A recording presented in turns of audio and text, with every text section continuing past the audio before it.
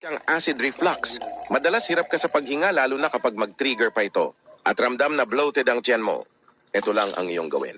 Kumuha ng 10 dahon ng bayabas. Pakuluan sa 2 basong tubig sa loob ng 5 minuto. Inumin sa umaga nang wala pang laman ang iyong tiyan. Para mas mabilis kumalma ang sikmura at gumaan ang iyong pakiramdam. Kung may sakit kang acid reflux, madalas hirap ka sa paghinga lalo na kapag mag-trigger pa ito at ramdam na bloated ang tiyan mo. Ito lang ang iyong gawin. Kumuha ng 10 dahon ng bayabas. Pakuluan sa 2 basong tubig sa loob ng 5 minuto.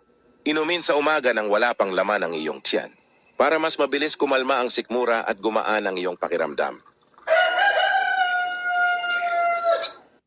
Kung may sakit kang acid reflux, madalas hirap ka sa paghinga lalo na kapag mag-trigger pa ito at ramdam na bloated ang tiyan mo. Ito lang ang iyong gawin. Kumuha ng 10 dahon ng bayabas. Pakuluan sa 2 basong tubig sa loob ng 5 minuto. Inumin sa umaga nang wala pang laman ang iyong tiyan. Para mas mabilis kumalma ang sikmura at gumaan ang iyong pakiramdam. Kung may sakit